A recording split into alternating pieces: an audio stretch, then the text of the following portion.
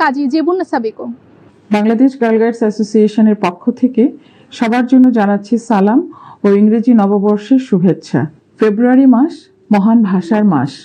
1952 সালের 21শে ফেব্রুয়ারি ভাষার জন্য জীবন দিয়ে যারা সারা বিশ্বে বিরল দৃষ্টান্ত স্থাপন করেছেন সেই সকল ভাষা শহীদদের প্রতি জানাচ্ছি বিনম্র শ্রদ্ধা। আগামী 22 ফেব্রুয়ারি বিশ্ব গার্ল গাইডস ও গার্ল স্কাউটসের প্রতিষ্ঠাতা লর্ড ব্যাডেন পাওয়েল এবং লেডি ওলেভ ব্যাডেন পাওয়েলের যৌথ জন্মদিন। বিশ্বের 153টি গাইড সদস্য দেশ তাদের জন্মদিন শ্রদ্ধার সাথে স্মরণ করে যথাযথ মর্যাদা বিশ্ব চিন্তা দিবস হিসাবে উদযাপন করে।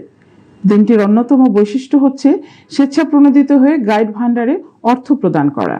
এই সংগৃহীত অর্থ দ্বারা মেয়েদের কর্মদক্ষতা বৃদ্ধি ও যুগোপযোগী করে তৈরি করে তোলার জন্য বিভিন্ন প্রকল্প গ্রহণ করা হয় এবং আত্মমানবতার সেবায় তা ব্যয় করা হয়। এবছর বিশ্ব চিন্তা দিবসের প্রতিপাদ্য হচ্ছে our world our thriving future, অর্থাৎ আমার পৃথিবী আমার সফল ভবিষ্যৎ। নারীর ক্ষমতায়ন, তাদের এগিয়ে যাওয়ার অনুপ্রেরণার উৎস। মাননীয় প্রধানমন্ত্রী শেখ হাসিনা পঞ্চমবারের মতো গণপ্রজাতন্ত্রী বাংলাদেশ সরকারের প্রধানমন্ত্রী নির্বাচিত হওয়ায় বাংলাদেশ গার্ল গাইডস অ্যাসোসিয়েশনের পক্ষ থেকে তাকে আন্তরিক অভিনন্দন জানাচ্ছি। মাননীয় প্রধানমন্ত্রী নিজেও একজন গাইড, তাই এই অ্যাসোসিয়েশনের সকল স্তরের সদস্যরা তার এই সাফল্যে ভীষণভাবে গর্বিত এবং অনুপ্রাণিত। বঙ্গবন্ধুর স্বপ্নের সোনার বাংলা ও বর্তমান সরকারের স্মার্ট বাংলাদেশ গড়ে তুলতে বাংলাদেশ গার্ল গাইডস অ্যাসোসিয়েশন নিরলসভাবে কাজ করে যাচ্ছে এবং ভবিষ্যতেও করে যাবে। বাংলাদেশ গার্ল গাইডস অ্যাসোসিয়েশন দক্ষতা বৃদ্ধি এবং আত্মকর্মসংস্থান সৃষ্টিতে বিভিন্ন খণ্ডকালীন প্রকল্প চালিয়ে আসছে, যেমন আইটি, ফটোগ্রাফি, গ্রাফিক ডিজাইন, আবৃত্তি, গান, কুংফু ক্যারাতে, কিকবক্সিং ইত্যাদি। চলুন দেখে আসি আমাদের একটি গানের এবং আবৃত্তির প্রশিক্ষণ। এই প্রশিক্ষণ সবার জন্য উন্মুক্ত। আমরা সারগাম করব কোন তালে? কত মাত্রা? ছন্দটা কেমন? এখন আমরা সারগামটা শুরু করব, ঠিক আছে? 1 2 3 4।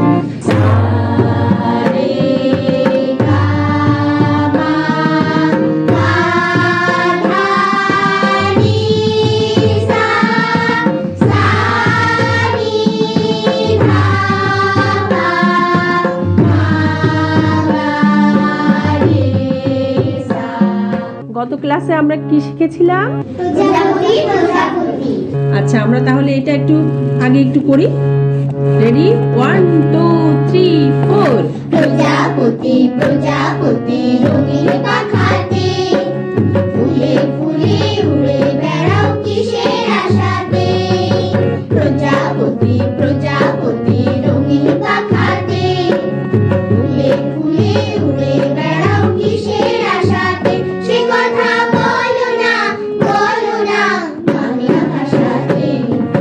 প্রজাপতি প্রজাপতি রঙিন পাখাতে। তোমরা তোমাদের কর্মসূচি শেষ করে আমাদের গাইড হাউস সুর ও সংস্কৃতি চর্চা কেন্দ্রে এসেছো। কবিতা পড়তে কার ভাল লাগে? আজকে আমরা বিশ্বকবি রবীন্দ্রনাথ ঠাকুরের নির্ঝরের স্বপ্নভঙ্গের গত ক্লাসে শেখা কয়েকটা চরণ আবৃত্তি করব। আজি প্রভাতে রবির কর, আজি প্রভাতে রবির কর, কেমনে পশিল প্রাণীর পর, কেমনে বসিল প্রাণের পর, কেমনে পশিল গুহার আধারে, কেমনে বসিল গুহার আধারে। প্রভাত পাখির গান, প্রভাত পাখির গান, না জানি কেন রে এতদিন পরে, না জানি কেন রে এতদিন পরে, জাগিয়া উঠিল প্রাণ। জাগিয়া উঠিল প্রাণ। কবিতার ছন্দ 3 প্রকার, মনে আছে তোমাদের? বলো তো। 3 প্রকার। তোমরা এক একজন কবির কবিতা যখন পড়বে তার ছন্দ, তার অর্থ, তার ভাব সব বুঝে তোমাদের কবিতা আবৃত্তি করতে হবে। বাংলাদেশ গার্ল গাইডস অ্যাসোসিয়েশন বৃক্ষরোপণের জন্য নিরন্তরভাবে কাজ করে চলেছে। আসুন দেখে আসি আমাদের হলদে পাখি, রেঞ্জার এবং গাইড বোনেরা কত যত্নের সাথে ছাদ বাগান পরিচর্যা করছে।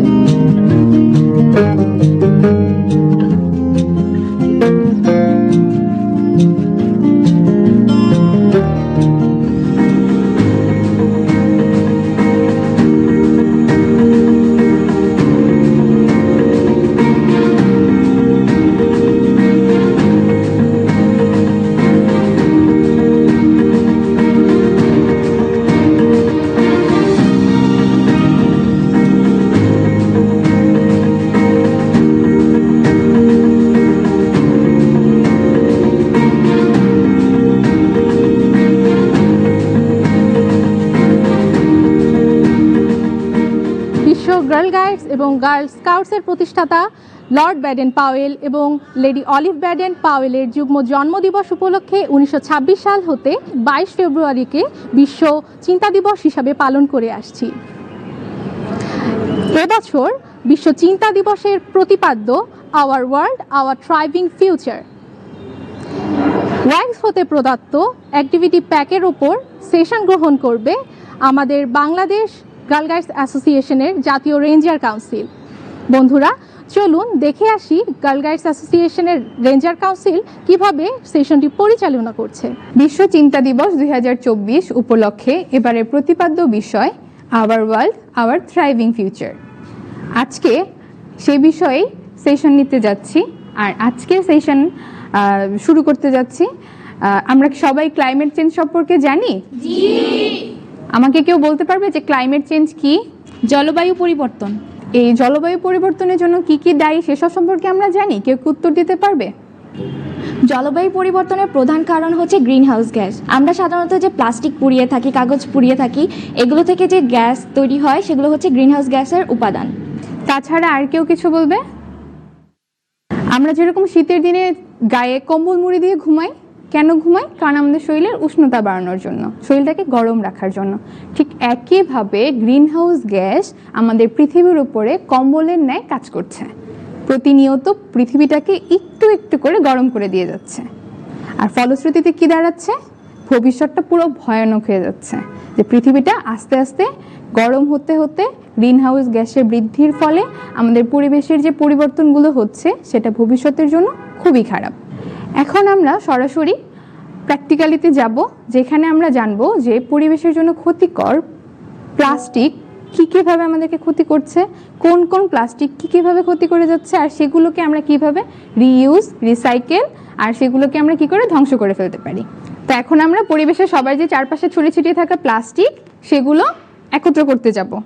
চলো তাহলে সবাই মিলে সেখানে যাই।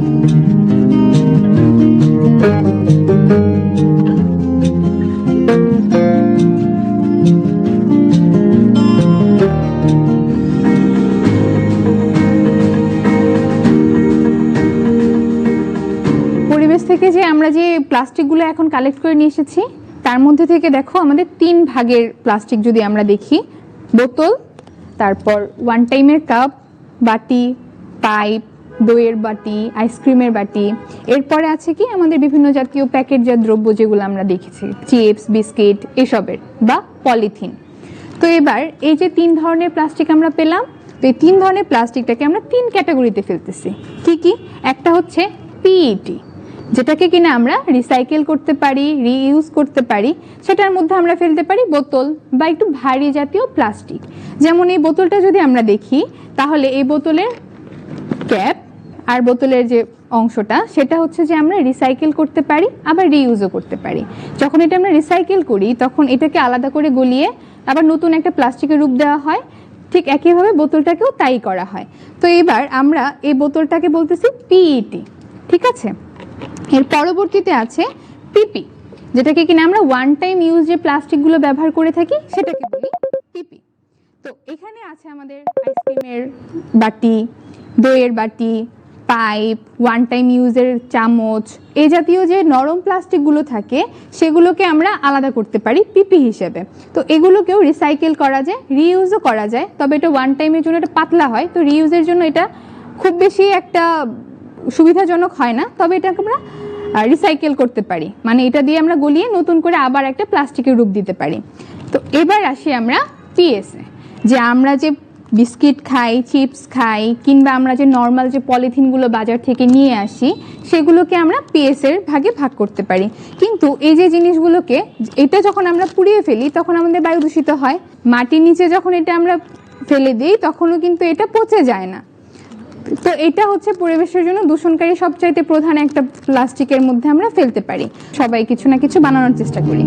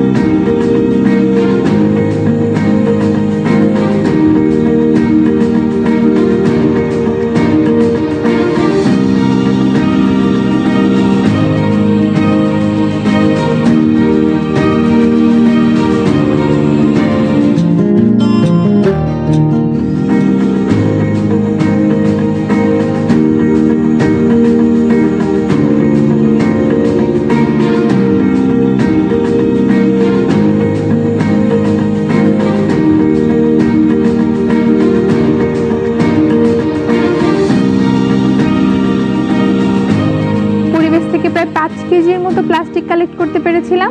আর সেসব দিয়ে দেখো কত সুন্দর সুন্দর আমরা হোমমেড বা রিসাইকেল বা রিইউজ করার জন্য কত জিনিস তৈরি করে ফেলেছি।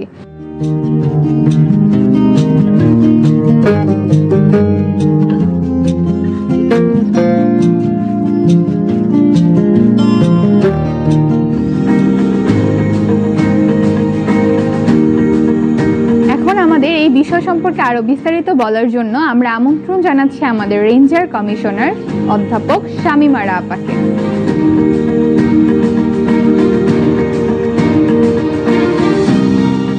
আমরা সবাই বসি।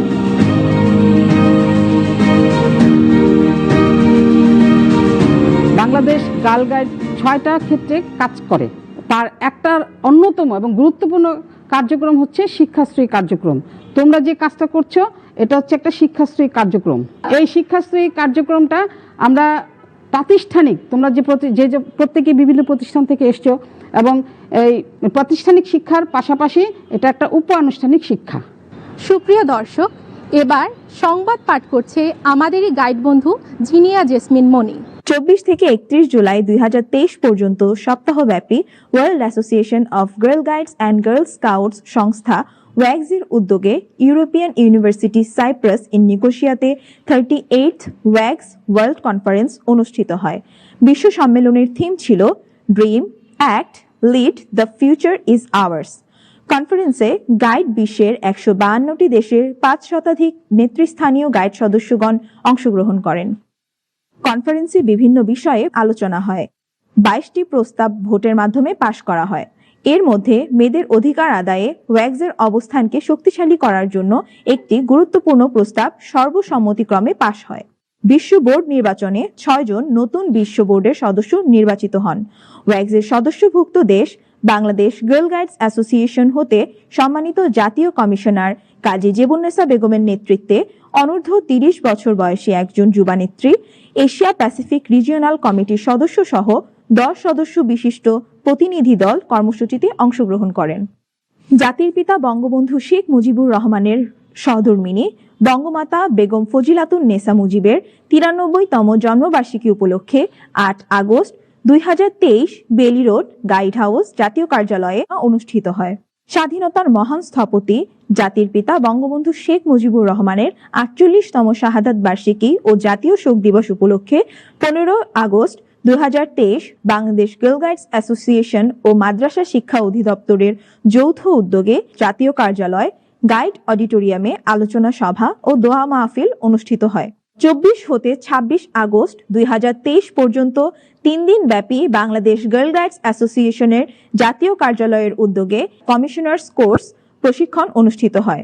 প্রশিক্ষণের মূল উদ্দেশ্য হল গার্ল গাইডিং এর পরিচিতি, গাইডের ইতিহাস, গার্ল গাইডস অ্যাসোসিয়েশনের প্রশাসনিক কাঠামো, পরিষদ পরিপত্র, প্রজ্ঞাপন বাস্তবায়ন, লিডারশিপ তৈরি করা ইত্যাদি বিষয়াদি ও গাইড আন্দোলনকে আরও সামনের দিকে এগিয়ে নিয়ে যাওয়া। কর্মসূচিতে প্রশিক্ষণ প্রদান করেন জাতীয় কমিশনার সহ অন্যান্য কমিশনার ও কর্মকর্তাবৃন্দ। প্রশিক্ষণের সমাপনী ও সনদ বিতরণ অনুষ্ঠানে প্রধান অতিথি ছিলেন জনাব জুয়েনা আজিজ, উপদেষ্টা, বাংলাদেশ গার্ল গাইডস অ্যাসোসিয়েশন। নবনির্বাচিত জাতীয় কার্যনির্বাহী কমিটির 14 জন সদস্য প্রশিক্ষণে অংশগ্রহণ করেন। 4 হতে 8 সেপ্টেম্বর 2023 পর্যন্ত 5 দিন ব্যাপী ভারতে অবস্থিত সাঙ্গাম ওয়ার্ল্ড সেন্টারে Free Being Me and Action on Body Confidence expert facilitators training অনুষ্ঠিত হয়। 3 থেকে 7 অক্টোবর 2023 পর্যন্ত নেপালের রাজধানী কাঠমান্ডুতে ইয়াস গার্লস মুভমেন্টের দাতা প্রতিষ্ঠান নরেক আয়োজিত নরেক পার্টনার্স ট্রেনিং এ অংশগ্রহণ করেন জাতীয় কমিশনার কাজী জেবুন্নেসা বেগম এবং প্রকল্প কর্মকর্তা মোহাম্মদ হাফিজুল ইসলাম। ট্রেনিং এর বিষয়বস্তু ছিল intercultural challenges and opportunities in a Norec context, diversity management, planning, project management, administrative and financial management ইত্যাদি। 10 অক্টোবর 2023 গণপ্রজাতন্ত্রী বাংলাদেশের মহামান্য রাষ্ট্রপতি জনাব মোহাম্মদ শাহাবুদ্দিনের সাথে জনাব জুয়েনা আজিজ, উপদেষ্টা, বাংলাদেশ গার্ল গাইডস অ্যাসোসিয়েশন ও সিনিয়র সচিব, মাননীয় প্রধানমন্ত্রীর প্রাক্তন এসডিজি বিষয়ক মুখ্য সমন্বয়কের নেতৃত্বে জাতীয় কমিশনার সহ হলদে পাখি, গাইড, রেঞ্জার ও গাইড সদস্য সহ 10 সদস্যের প্রতিনিধি দল সৌজন্য সাক্ষাৎ করেন। সাক্ষাৎকালে রাষ্ট্রপতিকে গার্ল গাইডের স্কার্ফ ও ব্যাচ পরিয়ে দেওয়া হয়। এ সময় রাষ্ট্রপতির সাথে তার সহধর্মিণী ডক্টর রেবেকা সুলতানা উপস্থিত ছিলেন। বাংলাদেশ গার্ল গাইডস অ্যাসোসিয়েশনের উদ্যোগে prepare to change the world এই থিম নিয়ে বেইলি রোড গাইড হাউসে 11 অক্টোবর জাতীয় কন্যা শিশু দিবস ও International Day of the Girl উদযাপন করা হয়। ব্রুনাইয়ের রাজধানী দারুসসালামে দারুসসালাম গার্ল গাইডস অ্যাসোসিয়েশন আয়োজিত শেয়ার, লার্ন অ্যান্ড গ্রো কর্মসূচি 21 থেকে 27 নভেম্বর 2023 পর্যন্ত অনুষ্ঠিত হয়। বাংলাদেশ গার্ল গাইডস অ্যাসোসিয়েশনের 9 সদস্যের প্রতিনিধি দল এই কর্মসূচিতে অংশগ্রহণ করেন। Youth exchange south to south হল নরওয়েজিয়ান সরকারি সংস্থা নরেকের সহযোগিতায় world association of girl guides and girl স্কাউটের একটি আন্তর্জাতিক প্রোগ্রাম। 2024 সালে বাংলাদেশ গার্ল গাইডস অ্যাসোসিয়েশন 3 জন রেঞ্জার ইয়াস উদ্যোগ সহ বিভিন্ন প্রশিক্ষণ গ্রহণ করেন। ঘানা, তানজানিয়া এবং রুয়ান্ডায় অবস্থান করে নির্ধারিত কর্মসূচিতে সম্পৃক্ত থাকবেন। 12 ডিসেম্বর 2023 দিনব্যাপী guide house Bailey road, kids tutorial, Kakrail ও সার্কিট হাউস এই 3টি কেন্দ্রে রেঞ্জারদের মাধ্যমে ভিটামিন এ ক্যাম্পেইন পরিচালিত হয়।